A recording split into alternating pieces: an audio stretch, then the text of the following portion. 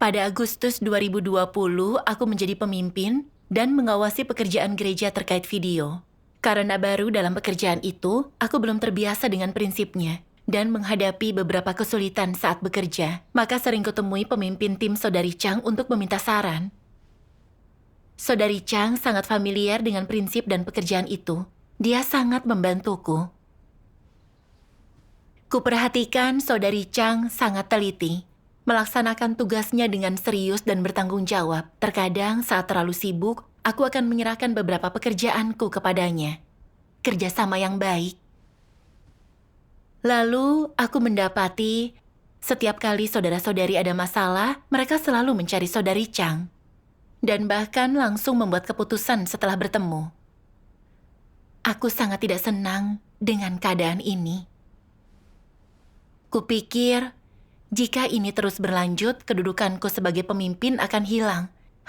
Ini tak boleh terjadi, maka akan kutangani sendiri pekerjaan yang ditugaskan tanpa minta bantuan Saudari Chang. Jika tidak, semuanya akan berpikir dia pekerja yang cakap dan berbakat. Suatu kali, Saudari Chang mendapati ada saudara yang kemajuannya lambat dalam pekerjaan produksi videonya. Setelah menyelidikinya, ternyata keterampilannya tidak sesuai standar. Dia tidak mencari prinsip, hingga pekerjaan sering harus diulang. Saudari Chang menugaskan saudara lain untuk membantu pekerjaan itu. Baru ku ketahui setelah itu terjadi. Saudari Chang membuat keputusan yang tepat, tapi aku masih tak nyaman dengan situasi ini. Aku merasa membuat keputusan tanpa memberitahuku adalah tanda tidak hormat. Bukankah aku yang memiliki otoritas? Lalu, aku bertanya mengapa dia tidak memberitahuku. Dia berkata aku sibuk dan lupa memberitahumu. Mendengar itu, aku kehilangan kesabaran. Kau makin mendapatkan otoritas dan membuat keputusan tanpa persetujuanku. Kau tidak menghormatiku. Seakan-akan gereja tidak membutuhkanku. Apa yang akan saudara-saudari pikirkan tentangku? Mereka akan berpikir aku tak berguna, aku tak bisa melayani sebagai pemimpin. Saat menyadari hal ini, aku merasa makin panik. Di lain waktu, Saudari Chang memberitahuku dia punya bahan pelajaran dan ingin mengumpulkan semua orang untuk mempelajari keterampilan lain. Kupikir, terkadang akulah yang mengingatkanmu tentang hal ini. Tapi saat selesai berdiskusi, kaulah yang bersekutu dan membimbing yang lain. Tak seorang pun tahu pekerjaan yang kulakukan, dan orang pasti mengira bebanmu lebih besar dariku.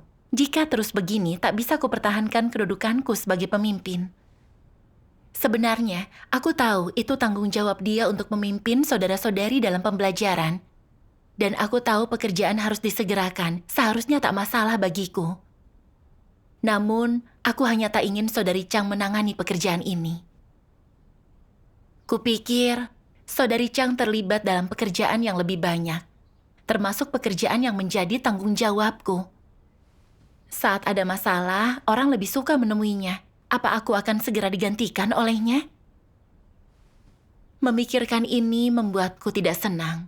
Jadi aku mulai mencari kekurangan dalam pekerjaan Saudari Chang. Aku ingin memperlihatkan bahwa dia tidak terampil dalam pekerjaannya dan aku masih lebih berbakat. Suatu hari, selama diskusi dengan pemimpin tentang pekerjaan kami, dia berkata salah satu proyek video Saudari Chang kemajuannya lambat. Inilah yang ingin ku dengar. Dan segera menjawab, benar, dia punya banyak pekerjaan yang ditugaskan, tapi dia tak mampu menanganinya. Beberapa pekerjaannya tidak terlalu efektif. Lebih baik tidak memberinya banyak pekerjaan. Dia seharusnya tidak diberi otoritas sebesar ini. Pada saat itu, aku merasa bersalah. Mengapa aku bisa berkata begitu? Tugas saudara-saudari berasal dari Tuhan, itu adalah amanatnya. Aku berbicara seakan akulah yang menugaskannya. Seakan aku memberinya otoritas untuk melakukan hal-hal ini. Bukankah aku di posisi yang salah? Tak kusangka bisa berkata begitu dan merasa ngeri pada diriku. Selain itu, beberapa pekerjaan memang tugas Saudari Chang. Tapi aku berusaha menghalanginya bekerja dan terus mencari kekurangan dalam pekerjaannya. Aku mau orang melihat dia bukan pekerja sebaik diriku. Merenungkan perilakuku, kupikir, mengapa aku bisa begitu hina? Lalu, mulai ku cari bagian firman Tuhan untuk menyelesaikan keadaanku. Kutemukan satu bagian yang menyingkapkan antikristus. Akan kubacakan. Baik.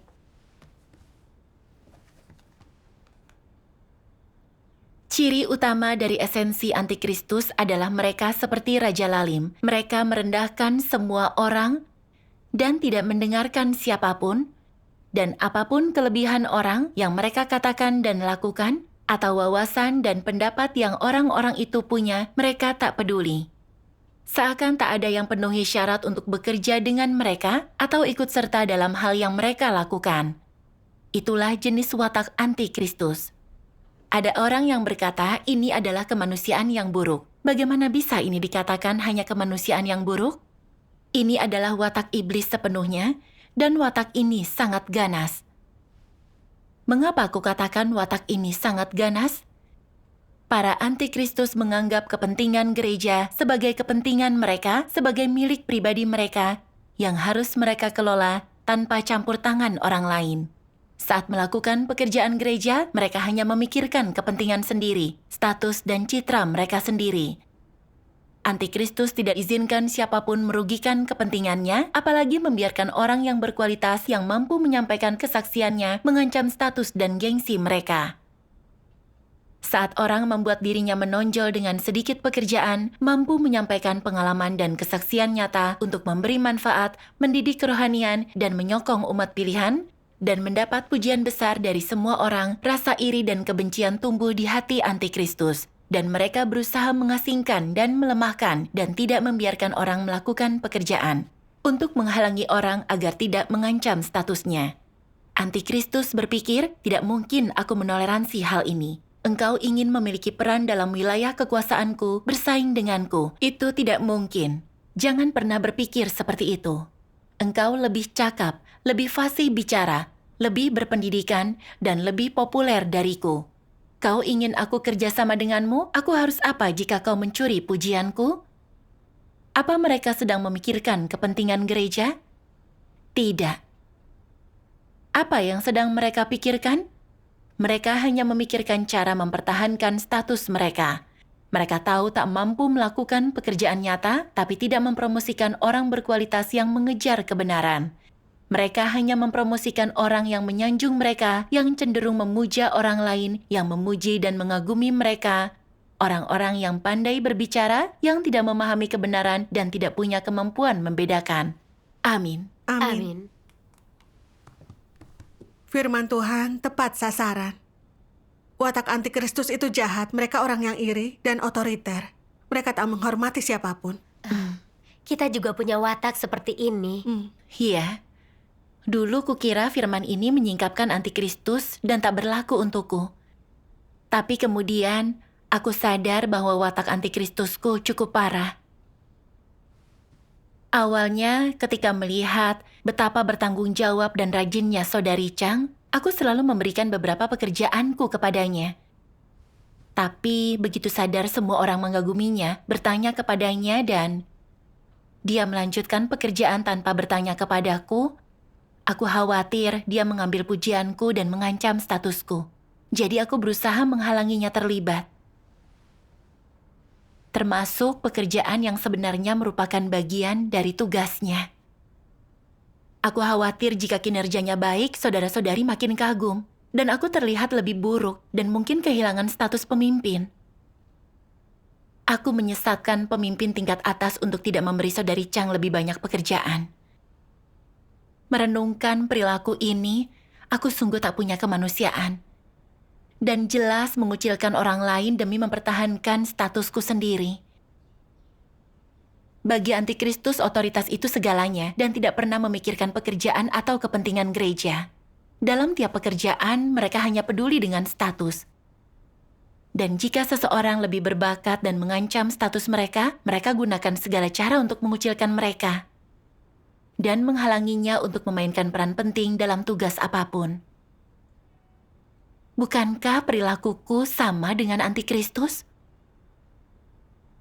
Aku bertindak seakan pekerjaan gereja adalah milik pribadiku. Saat mempertimbangkan siapa harus ditugaskan dalam pekerjaan, aku selalu khawatir apakah mereka mengancam status dan reputasiku. Tak kupikirkan hal ini akan memengaruhi pekerjaan gereja. Aku menekan dan mengucilkan orang demi mempertahankan statusku. Watakku begitu keji dan mengerikan. Aku menemukan bagian ini. Watak macam apa saat orang melihat ada yang lebih baik dari mereka, mereka berusaha menjatuhkan, menyebarkan kabar bohong tentang orang itu, atau menggunakan taktik untuk merusak reputasinya, bahkan menginjak-injaknya, demi melindungi posisinya? Ini bukan sekadar kecongkakan, ini adalah watak orang jahat. Menyerang dan mengasingkan orang-orang yang lebih baik adalah berbahaya dan jahat. Mereka rela melakukan apapun untuk menjatuhkan orang, memperlihatkan bahwa ada watak iblis dalam diri mereka. Karena hidup berdasarkan watak iblis, mereka cenderung meremehkan orang, menipu dan mempersulit mereka. Bukankah ini perbuatan jahat? Dengan hidup seperti ini, mereka masih merasa baik-baik saja orang yang baik. Tapi saat melihat orang yang lebih kuat, mereka cenderung mempersulitnya melakukan kejahatan. Apa masalahnya di sini? Di manakah kebaikan orang semacam itu? Bukankah ini orang yang mampu melakukan kejahatan setiap saat? Dan dengan melakukannya, bukankah mereka sedang bertindak sesuka hati? Apakah mereka memikirkan kepentingan gereja? Mereka hanya memikirkan perasaan mereka, reputasi dan status mereka di benak orang lain. Dan mereka hanya ingin mencapai tujuan mereka. Mereka tak peduli kerugian pekerjaan gereja, dan lebih suka mengorbankan kepentingan gereja demi melindungi status dan reputasi mereka di benak orang. Bukankah orang semacam ini congkak, merasa diri benar, egois, dan keji? Mereka bukan hanya congkak dan merasa dirinya benar, tapi juga egois dan keji, tidak memperhatikan kehendak Tuhan. Apakah orang semacam itu takut akan Tuhan? Mereka tidak takut Tuhan sedikit pun. Inilah sebabnya mereka sembrono dan melakukan yang mereka mau, tanpa rasa bersalah, rasa takut, kecemasan, atau kekhawatiran tanpa memikirkan akibatnya. Mereka sering melakukan ini dan berperilaku seperti ini. Apa konsekuensi bagi mereka? Mereka akan berada dalam masalah. Bahasa halusnya, mereka terlalu iri dan terlalu mendambakan ketenaran dan status. Mereka sangat curang dan culas.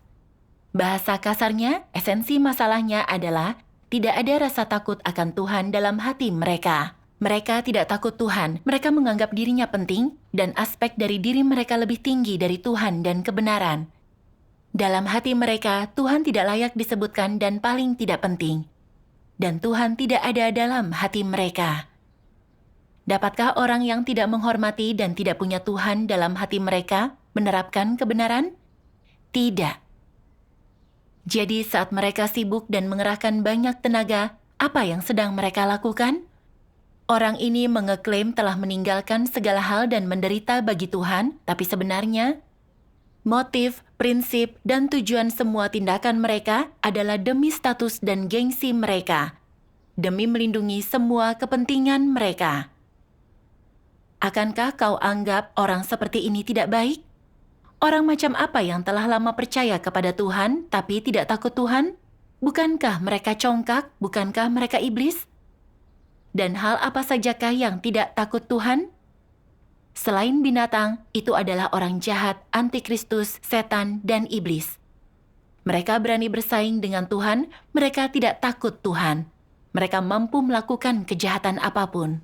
Mereka adalah musuh Tuhan dan musuh umat pilihannya. Amin. Amin.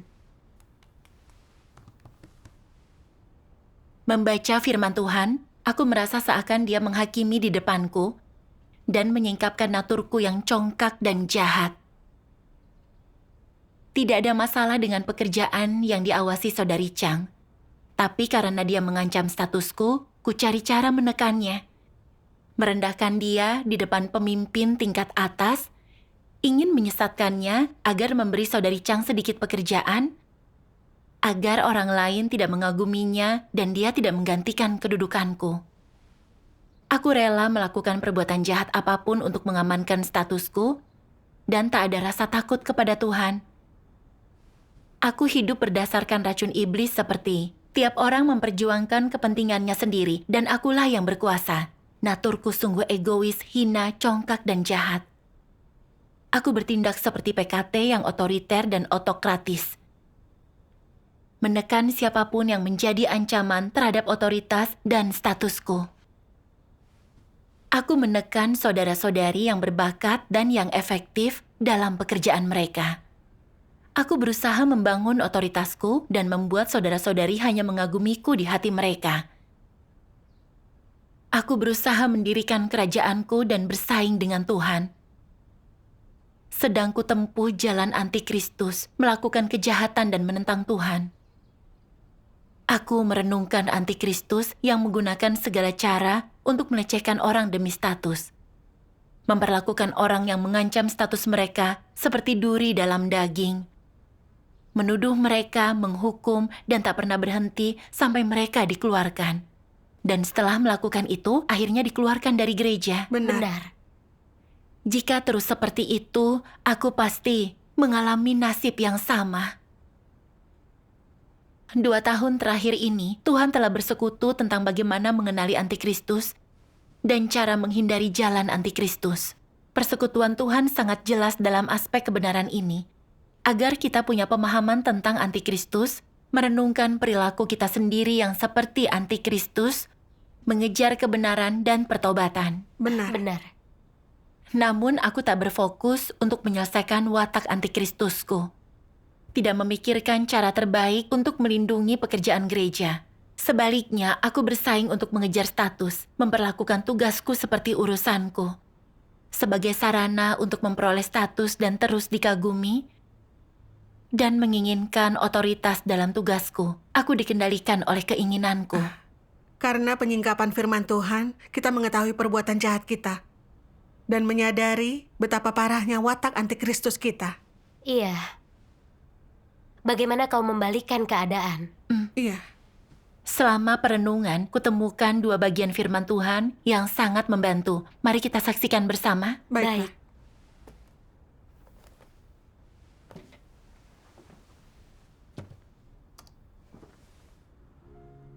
Tuhan Yang Maha Kuasa berfirman, sebagai seorang pemimpin atau pekerja, jika engkau selalu menganggap dirimu lebih unggul daripada orang lain dan menikmati tugasmu seperti pejabat pemerintah, selalu memuaskan dirimu dengan berkat status, selalu membuat rencanamu sendiri, selalu memikirkan dan menikmati ketenaran, kekayaan, dan statusmu sendiri, selalu mengurus urusanmu sendiri, selalu berusaha untuk mendapatkan status yang lebih tinggi, mengatur atau mengendalikan lebih banyak orang, dan memperluas lingkup kekuasaanmu, ini adalah masalah. Memperlakukan tugas penting sebagai kesempatan untuk menikmati kedudukanmu, seolah-olah engkau adalah pejabat pemerintah, adalah sangat berbahaya. Jika engkau selalu bertindak seperti ini, tidak mau bekerja bersama orang lain, tidak mau melemahkan kekuasaanmu dan membaginya dengan orang lain, tidak mau orang lain berada di atas angin, mencuri pusat perhatian, jika engkau hanya ingin menikmati kekuasaan seorang diri, itu berarti engkau adalah antikristus. Namun, jika engkau sering mencari kebenaran, mengesampingkan daging, meninggalkan motivasi dan rancanganmu sendiri, dan mampu mengambil inisiatif untuk bekerja bersama orang lain, membuka hatimu untuk berkonsultasi dan mencari bersama orang lain, dengan penuh perhatian mendengarkan gagasan dan saran orang lain, serta menerima saran yang benar dan yang sesuai dengan kebenaran, dari siapapun itu berasal, itu artinya engkau sedang melakukan penerapan dengan cara yang bijak dan benar, dan engkau dapat menghindarkan dirimu agar tidak menempuh jalan yang salah, di mana ini merupakan perlindungan bagimu. Apapun yang kau lakukan, entah itu penting atau tidak, Harus selalu ada orang di sana untuk membantumu, memberimu petunjuk, nasihat, dan untuk membantumu dengan segala sesuatu. Dengan demikian, engkau akan melakukan segala sesuatu dengan lebih tepat, akan makin sulit untuk melakukan kesalahan, dan akan makin kecil kemungkinanmu untuk tersesat. Di mana semua ini adalah hal-hal yang baik.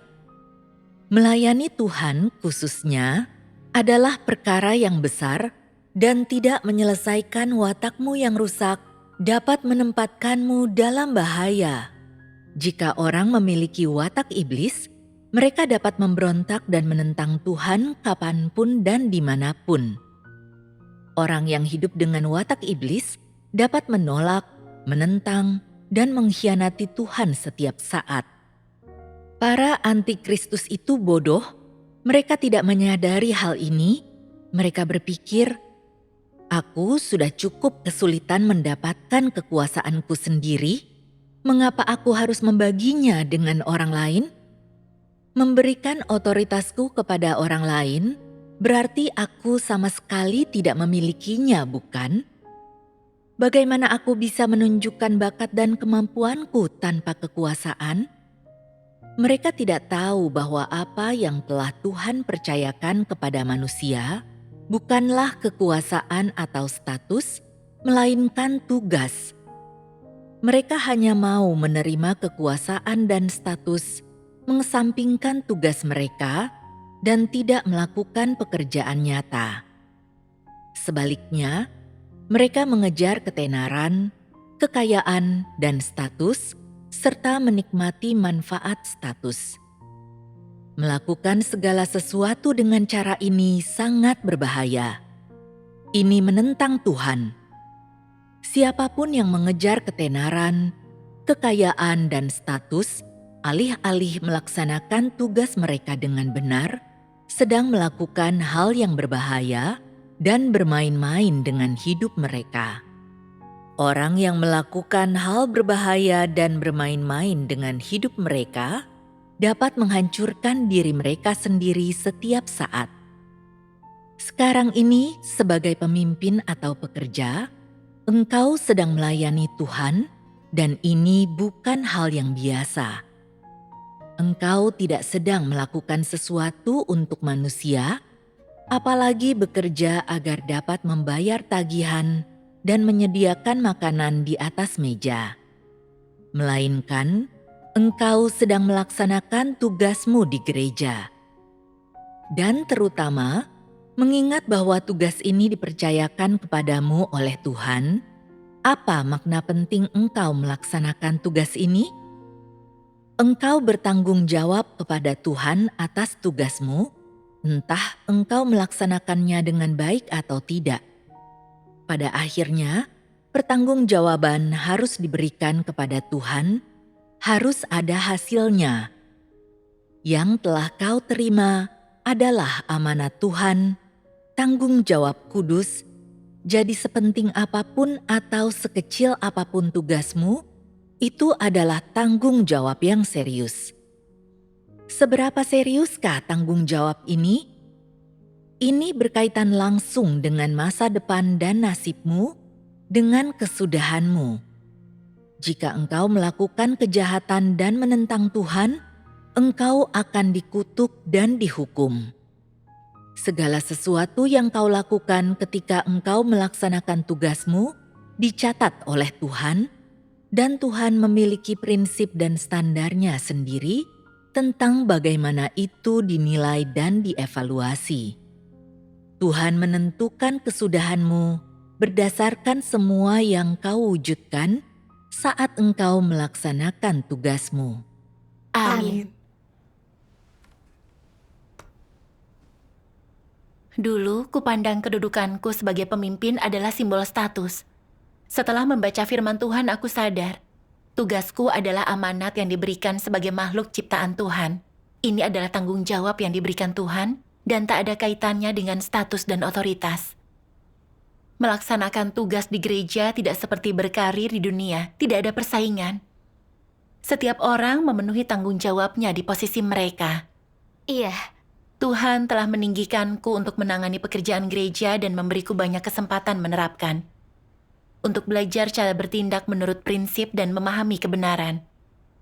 Tuhan juga menugaskan saudara-saudari yang memahami prinsip untuk bekerja bersamaku agar aku bisa melaksanakan tugasku dengan baik dan melaksanakan pekerjaan gereja. benar. Namun, aku gagal memenuhi harapan Tuhan. Aku tidak mengejar kebenaran dan bekerja sama dengan orang lain. Sebaliknya, aku menghargai status. Bahkan menekan orang lain untuk mempertahankan statusku, merampas kesempatan mereka untuk menerapkan. Aku merugikan saudara-saudariku, juga merugikan pekerjaan gereja. Mengingat semua perilakuku, aku tak layak menjadi pemimpin.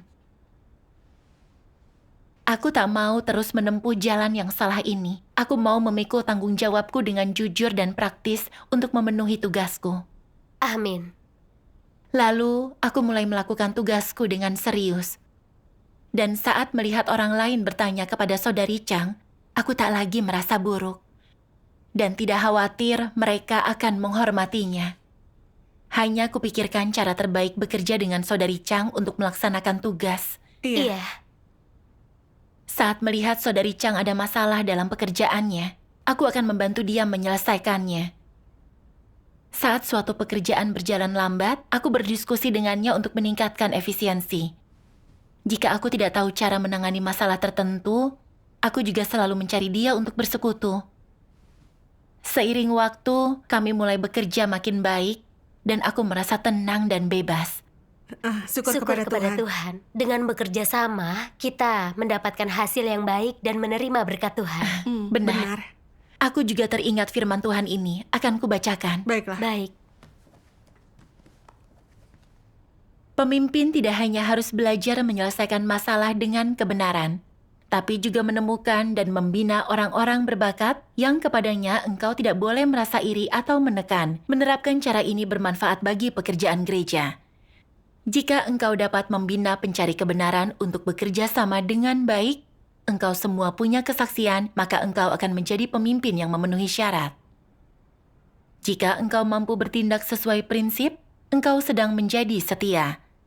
Beberapa orang selalu takut orang lain akan mengungguli, mengalahkan mereka, bahwa orang lain akan dihargai sedangkan mereka diabaikan. Ini mengakibatkan mereka menyerang dan mengecualikan orang lain. Bukankah ini berarti iri terhadap orang yang berkemampuan? Bukankah ini berarti egois dan jahat? Watak macam apa ini? Ini watak yang jahat. Hanya memikirkan dirinya, hanya memuaskan keinginannya, tidak peduli orang lain, tidak memperhatikan kepentingan rumah Tuhan. Watak orang semacam ini buruk dan Tuhan tidak mengasihinya. Peduli dengan kehendak Tuhan, maka engkau akan dapat berlaku adil. Jika engkau menyarankan orang baik agar mereka bisa melakukan tugas, menambahkan orang berbakat ke dalam gereja, maka pekerjaanmu akan menjadi lebih mudah. Bukankah engkau akan setia dalam tugas ini? Ini adalah perbuatan baik di hadapan Tuhan. Inilah hati nurani dan akal yang harus dimiliki seorang pemimpin. Amin. Amin. Amin. Membina orang adalah tanggung jawab pemimpin dan kebutuhan pekerjaan gereja. Pengalaman ini membantuku menyadari betapa bermaknanya pekerjaan ini. Di satu sisi itu bermanfaat bagi pekerjaan gereja, membuat orang menggunakan bakatnya dalam memenuhi tugas mereka, dan lebih memajukan pekerjaan rumah Tuhan. Di sisi lain, itu memberi saudara-saudari kesempatan menerapkan yang bermanfaat bagi jalan masuk kehidupannya. Ini perbuatan baik dan akan diingat Tuhan. Benar. Iya. Saudari Chang telah sangat membantuku selama kami bekerja bersama. Dia membantuku memahami prinsip dan mengalami kemajuan, dan pekerjaan kami berjalan lancar. Dengan persekutuanku, dia juga mengalami peningkatan di area yang kurang dan mendapatkan sedikit jalan masuk. Betapa pentingnya mengikuti tuntutan Tuhan dan belajar bekerja sama untuk memenuhi tugas. Hanya dengan cara inilah kita dapat memenuhi tugas dengan baik. Iya. Melalui pengalaman ini, kuperoleh sedikit pemahaman tentang watak jahat dan pandangan absurdku. Lalu mampu melepaskan fokusku terhadap status dan memenuhi tugasku. Ini adalah keselamatan Tuhan bagiku. Syukur kepada Syukur Tuhan. kepada Tuhan.